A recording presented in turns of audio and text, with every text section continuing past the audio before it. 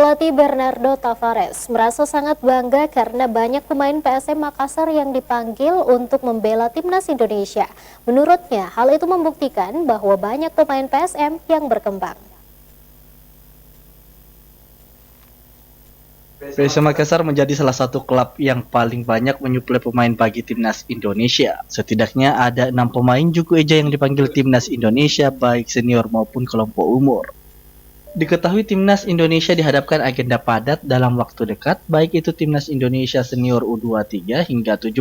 Timnas senior dan U23 ditangani Shin Tae-yong, sedangkan timnas U17 diarsiteki Bima Sakti. Timnas Indonesia senior dijadwalkan akan melakoni laga FIFA Matchday melawan Turkmenistan di Stadion Gelora Bung Tomo pada 8 September 2023. Dari 24 pemain yang dipanggil ada 3 pemain dari PSM Makassar. Mereka adalah Reza Arya Pratama, Yance Sayuri, dan Yakob Sayuri.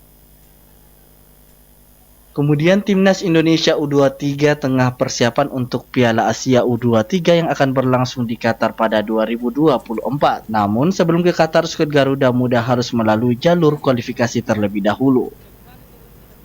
Menatap ajang ini, timnas Indonesia memanggil 27 pemain. Dari pemain yang dipanggil tersebut ada 2 pemain PSM Makassar, yakni Zaki Ashraf dan Victor Detan.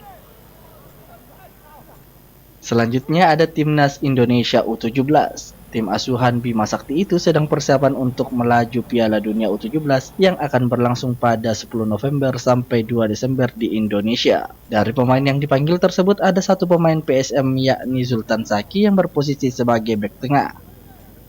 Pelatih PSM Makassar Bernardo Tavares bangga pemainnya dipanggil timnas Indonesia. Bernardo menilai pemanggilan tersebut menunjukkan PSM Makassar punya banyak stok pemain bagus. Juru taktik asal Portugal tersebut mengaku senang jika banyak pemain PSM Makassar yang bisa membela timnas.